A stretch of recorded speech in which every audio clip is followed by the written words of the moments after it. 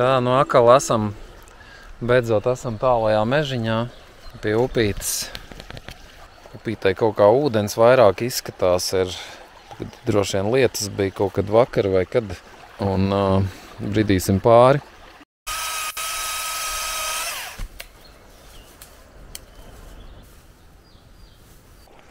Re, kur visi ar uguni vadā līdz tā kā bērnu. Tagad 16. maijā paliek 3 mēneši, kā mēs sargājam uguni, jau vairākas ģimenes, jā. Un tā ir tieši Natrādžas rituālā uguns rigvēdiskā, jā.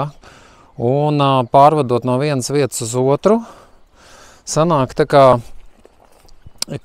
faktiski šī uguns gūst pieredzi no tā, ko es daru. Viņi iegūst jaudu, un viņi arī ir kā rituālā uguns. Tātad šeit es šajā tipijā atstāšu uguni,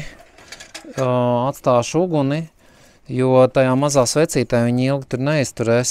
No šīs uguns atkal iekurtas tiek visas uguns, visi rituālie uguns, kuri mājas pavards un tam līdzīgi. Ja, tagad šo var dzēst nost praktiski, jo viņi ir pārnēsājamā uguns. Ja. Nu, tā. Tā, šeit nolikšu kaut kur. Nolikšu. Šeit nolikšu. Tā, nu labi. Un tas, ko es daru tagad, lai neaugtu zāle, man ir viena recepte, kur ir vajadzīgs tātad ūdens, 10 litru ūdens, soda, sāls, citronskābi un etiķis. To visu sajauc kopā, te pāris karotes. Es parādīšu, to iesmelšu ūdeni no upītes. Parādīšu, kā tas darbojās. Tad aplaist to laukumu, kurā tu negribi, ka aug zāle. Un tajā vietā zāle tad arī neaugs. Un man, piemēram, nav tā kā laiks katru nedēļu vai tur katras 2 nedēļas pļaut to zāli. Es gribu, lai vismaz takas šajā nometnes vietā ir tīras no nezālēm. Un tad nākās pielietot visādas metodas. Tad sāli, sodu, citronskābi. Es uz aci, jo tur bija kaut kāds karotītes, bet es tur bišķi varbūt vairāk pieberu un pielēju. Bišķi. Un šitas jāizmais ir. Tā jāizmaisa. Kaut kādu zariņu vajag, lai izmaisītu. Nu tā.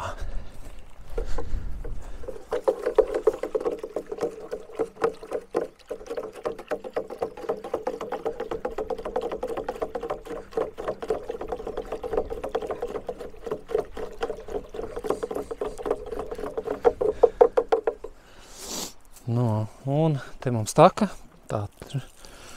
šitādā te veidā. Es nezinu, cik daudz tas ir eksperiments, pēc tam nākošā reizē atbrauksim, skatīsimies. Nu, šo tipī ģaukšu nost, šāds sašķiebies ar tiem baneriem reāli, kur jau ir nokalpojuši savu laiku, un nepārāk man šeit šī enerģētika šitai vietā, bet savu viņš nokalpojas laika ir. Un tā, te. Bet, tādas saimniecības tīpīs šitas tagad ir pagaidām. Un tad tur tajā galā būs tāds jau profesionālāks. Nu jā, un tad šī te pasaka šī grāmatā Laimes pēdās, jā, ir 3 dēli. Un te tā ideja ir tāda, ka šie te 3 dēli dažāda rakstura, dažāda temperamenta brāļi. Viņi no savas garīgās pasaules, no savām tēva mājām ienāk šajā matērijas pasaulē un katrs aiziet uz savu debesu pusi. Nu, kā jūs nojaušat, tad šie brāļi ir daudz vairāk, tie ir visi tie, kuri ir ar dvēselītēm apveltīti, jā, un jūtoši, un cilvēki, kuri šeit ir iemiesojumā, jā. Lūk, un ienākot šajā matērijas pasaulē, viņiem tā kā aizmirstās šīs tēva mājas, un viņi kļūst par ģimenes cilvēkiem. Katrs dzīvo savā debes pusē, nesatiekās, jā, un katrs, cik viņš, un kāds viņš ir, jā, tāds arī tas rezultāts ir. Tad vienā brīdī visi atgriežas pie tēva uz pusdienām, un tēvs tad katram jautā, kā tad tev iet dēls, un katrs dēls izstāsta par sevi, kā viņš dzīvo, ko viņš ir sasniedzis, un tad tēvs jautā, bet vai tu esi laimīgs? Tas ir tas rezultatīvais, jā, moments visam ir tas, ka mums jājūtās ir laimīgiem. Un visi trīs dēli ir tik dziļi iegrimuši šajā te matērijas pasaulē, ka viņi nākās atzīt, pēc tā dzīvesveida, kāda viņi dzīvo, viņiem nākās atzīt to, ka viņi nav tā kā īsti līdz galam laimīgi. Un tēvs viņiem dod vēl vienu norādījumu. Viņš saka, tagad dodieties pasaulē trietā, apvienojieties, jums katram ir sava ģimene, šīs ģimenes apvienojiet vienā kopienā un mācieties viens no otru, jo katram no jums ir kaut kas tāds, kas nav otram. Un arī gan plusi, gan mīnus. Tātad mīnus mēs mācamies ieraudzīt un nepieļaut, jā, savā dzīvē, tāpēc, kad tās kļūdas, ko cilvēki šeit pielaiž materiālā pasaulē, viņas ir ļoti līdzīgas. Visu cēlonis daudzām kļūdām, gan trakām, gan netik trakām kļūdām, jā, ir kaut kur stipri līdzīgs visiem, jā. Vai pamatā ir bailes, vai pamatā ir skaudība, vai iekāra.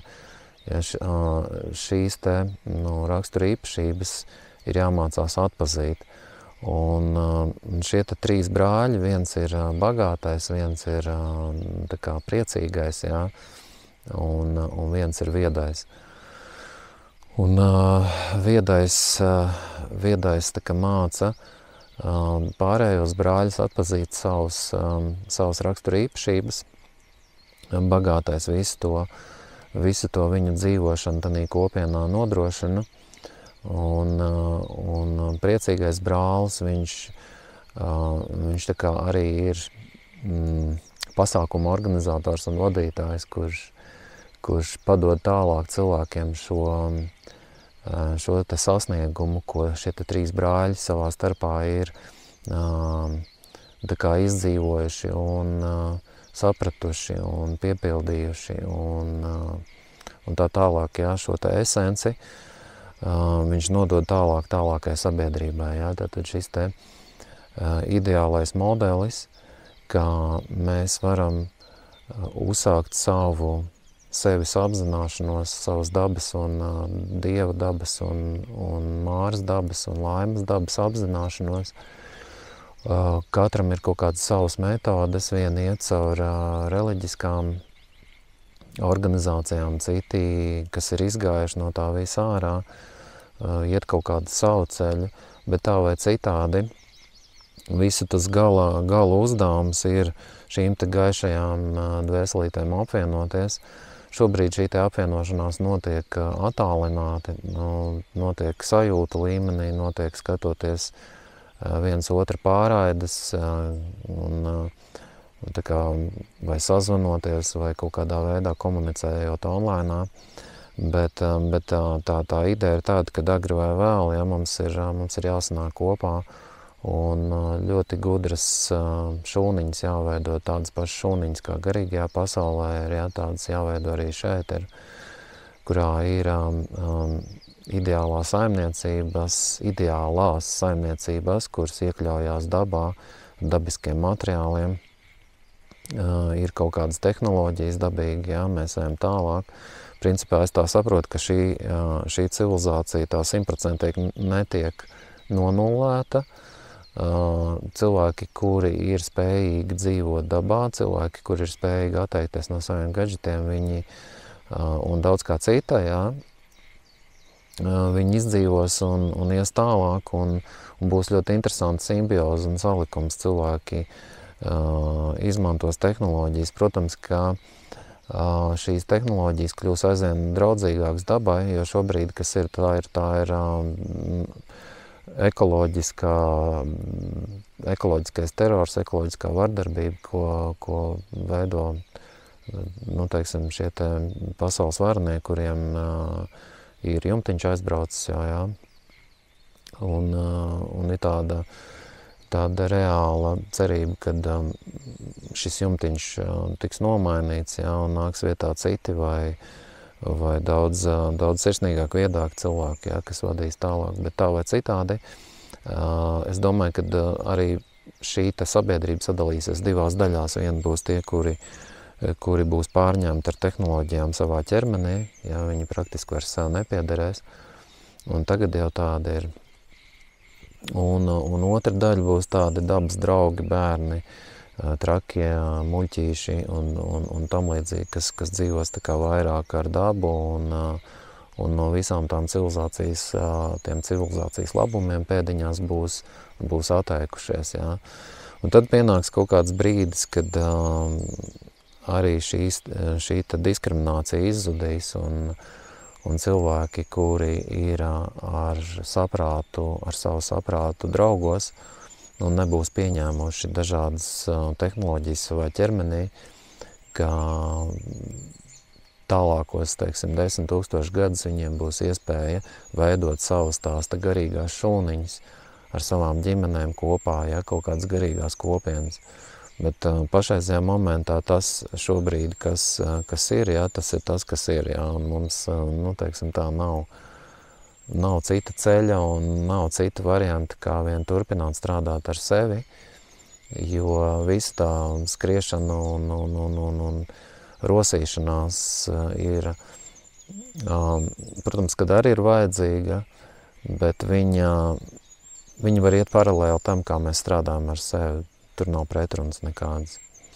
Spīguļo saulīt, spīguļo saulīt, spīguļo, spīguļo, spīguļo saulīt, spīguļo saulīt, spīguļo saulīt, spīguļo, spīguļo, spīguļo saulīt, spīguļo saulīt, spīguļo saulīt.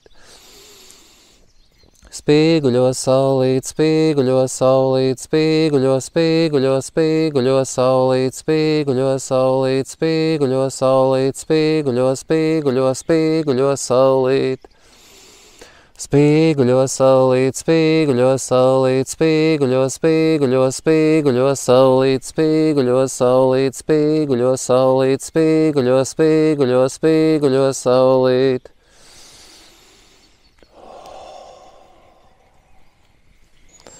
Lūk, jā, un tad šī te pasaka par 3 tēvu dēliem no manas grāmatas, jā, kurā šie te brāļi, jā, tad sanāk kopā, un faktiski dzīvē, manas dzīves laikā, pēc šīs pasakas sarakstīšana, ņemot vērā to, ka šī pasaka tika man nodiktēta, tad es pieļauju, ka arī tie notikumi, kas ap mani veidojās, ka viņi ir kaut kādā sakarā ar šo grāmatu, kaut kādā sakarā ar šo stāstu šajā pasakā. Šāds notikums arī notika. Un notika ļoti vienkāršā tādā ikdienišķā versijā, ja, un kā jūs zinat, tad ļoti daudz brīnumi, kas notiek ar mums, viņi notiek tā, it kā starp citu.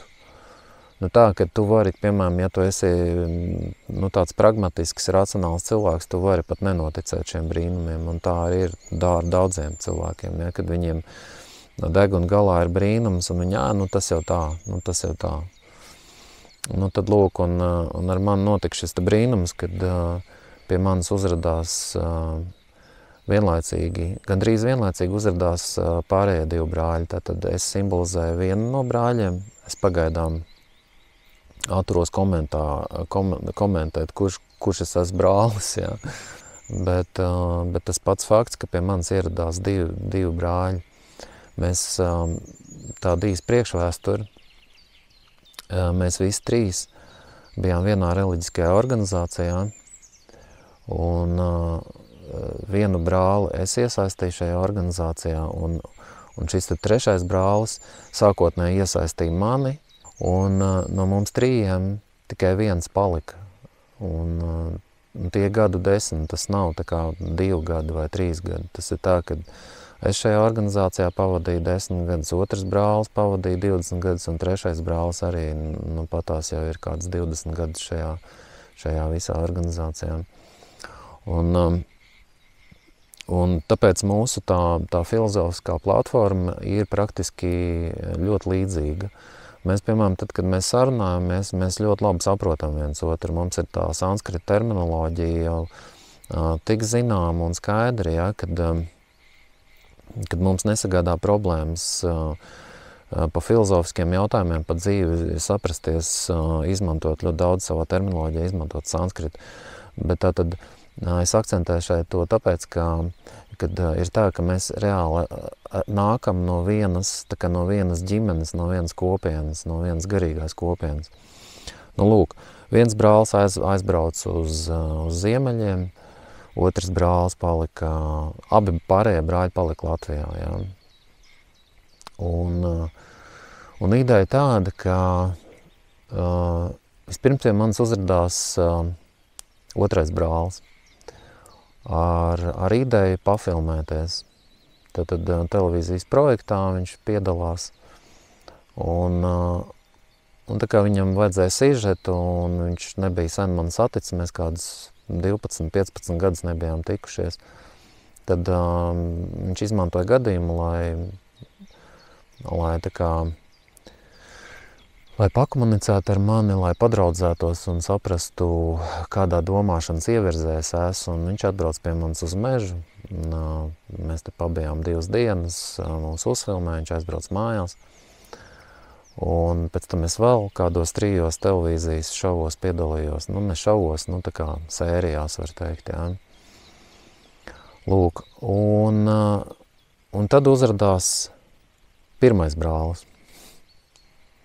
Uzradās pirmais brālis, viņš atbrauc no ziemeļiem, atbrauc tieši pie manis. Uztaisīja uguns rituālu.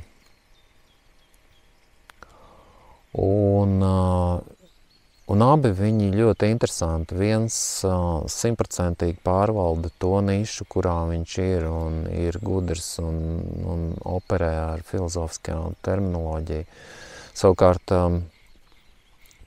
Savukārt tas pirmais brālis, ja, kas atbrauc no ziemeļiem, viņš arī ir vietas, un viņš ir gājis vēl tālāk. Es uzskatu, ka viņš ir tālāk ticis par mums abiem. Viņš ir izgājis pilnībā no tās matricas, kurā mēs bijām kopā, un iegājis ir senču, tādā filozofiskā sistēmā, ja tā var teikt. Viņš ir ļoti dziļi iegājis tanī būtībā, kurā dzīvoja mūsu senči, nevis tie, kas kaut kādā 19. vai 20. gadsimtā dzīvoja, bet tie, kas dzīvoja 10., 9., 8. un tā tālāk vēl gadu tūkstošos pirms mums.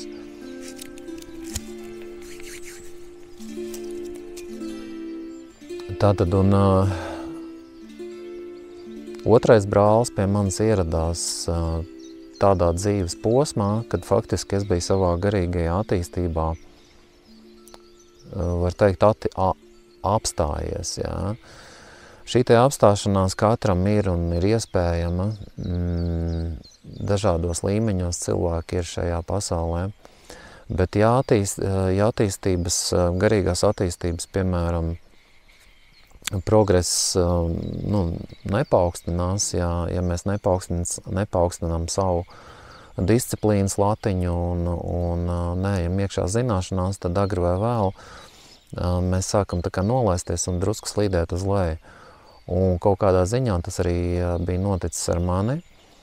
Līdz šis te otrais brālis man vienkārši atbraucot pie manis uz mežu iedeva tādas apskaidrības un apgaismības, ja, kad es ļoti sasparojos un tā kā iegāju atpakaļ tanī reliģijā, no kuras es nācu. Jā. Un es 2 mēnešus skaitīju sanskrita mantras, un tas man ļoti palīdzēja tā kā nostabilizēties. Bet tas vēl nav viss. pēc otrā brāļa ierašanās ieradās pirmais brālis. Tas bija kaut kāda apmēram ar mēneša starpību, jā. Kaut kāds mēnesis jau bija pagājis. Un šis brālis iedeva vēl papildus jaunu lidojumu, papildus tā kā apskaidrību tanī, kamā es esmu dzīvojis visu laiku. Tas ir tā senču, tas senču noskaņojums, var teikt, ja tā var vispār teikt, tāpēc, kad mēs īsti nezinām, kāds ir bijis senču noskaņojums, bet dziedot dainas tajās pantmēros, kurās dzied gan himniskās dainas, gan šīs te mantriskās, jā, maģiskās, viņas ļoti mūs tuvina tam garam, kāds ir bijis mūsu senčiem. Un tāpēc es šo te pirmo brāli ļoti viegli varēju uztvert un saprast, pa ko viņš runā. Viņš izstudējis Rigvēdu, Atharu vēdu un turpina studēt un turpina mācīties šos sanskritu pantus. Viņš uztaisīja vairākus uguns rituālus šeit Latvijā. Starp citu, vienā uguns rituālā, kas notika Jelgavas svētdiskajā centrā, es ar kramu iešķīlu uguni. Un pēc tam viņš veic tālākās rituālās darbības, kas nozīmē to, ka faktiski es esmu arī kaut kādā veidā iesaistīts šajā te ritā. Un šobrīd jau no 16. februāra mēs sargājam šo te uguni. Patiesībā es sargāju un vēl 3 ģimenes. Tāpēc, kad aizvest uguni lidmašīnā vai prāmī, tas nav iespējams. Līdz ar to cilvēks ir aizbraucis atpakaļ uz ziemeļiem, es palieku Latvijā, šo uguni sargāju. Un šai ugunī ir jābūt dzimtas ugunī, un šī uguns ir jādod tālāk, un to es arī daru. Jo ideja ir tāda, ka no vienas sveces liesmas uz otru tiek pārnest uguns, un viņi netiek nekad izdzēst. Visur šī uguns tiek vadāta līdzi, tur, kur ir kaut kādi pasākumi, šo uguni es aizvedu. Šī uguns, teiksim tā, uguns ir lieciniece šiem pasākumiem, šīm manām noskaņām un visam, kas notiek apkārt, visām šīm svētdarbībām un komunikācijām. Un tad šī uguns tiek pārnest nākamā svecē, un viss, piemēram, ugunskurs, tāpat tās arī šīs ugunskurs, kas šeit kurās ir iekurta no šīs te rita uguns, ko iekūra šis te pirmais brālis. Jā, bet īsti varbūt tas, ko es šobrīd runāju, ir kaut kā diezgan mistiski. Es arī savā ziņā gribu atstāt šo te intrigu. Katrā ziņā es gribēju pavēstīt to, ka šī te grāmata, kas ir kā otrā grāmata, kas man šobrīd rakstās, šajā grāmatā ir runa vai turpinājums tai pasakai, kas ir Laimas pēdās par 3 tēvdēliem. Un tur ir gan pozitīvi aspekti, gan negatīvi aspekti visā šajā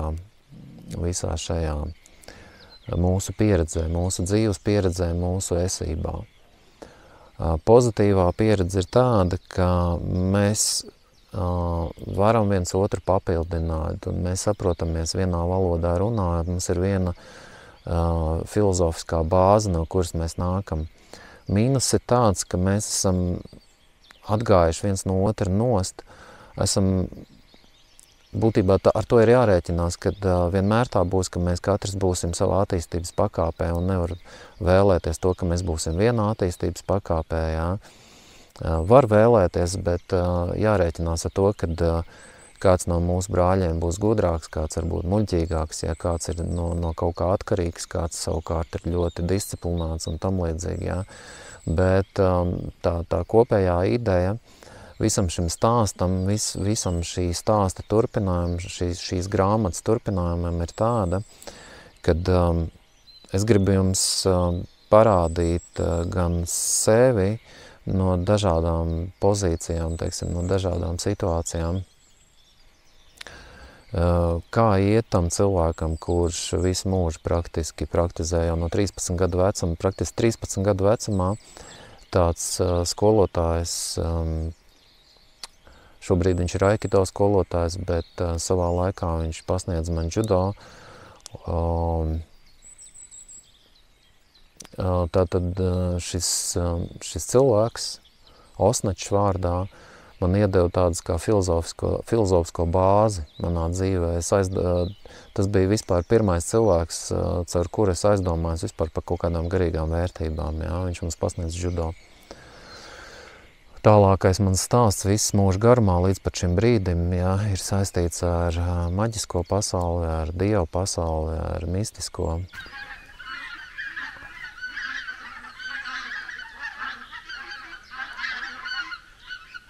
Šī te apvienošanās, ko es neesmu varējis izdarīt līdz šim, man ir bijuši vairāki neveiksmīgi mēģinājumi, kad es esmu mēģinājis izveidot kaut ko līdzīgu kopienām, bet nav sanācis, vai daļēji sanācis tikai. Tas ir normāli, tāpēc, ka, lai izveidot šādu te brālību, šādas te kopienas, šūniņas, jā, kur cilvēki viens otru saprot, ir jāpaiet ļoti ilgam laikam. Mēs nākam ārā praktiski no purva. Mēs nākam ārā no purva, mēs visi būtībā šajā sabiedrībā, šajā visā pasaulē esam purva bridēji. Mēs esam šeit iestiguši, un šī te mūsu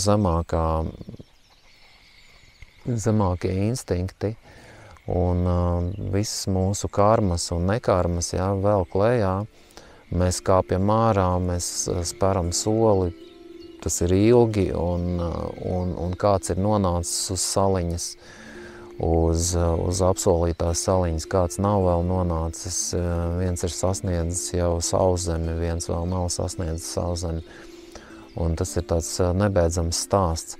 Bet tā centrālā ideja visam,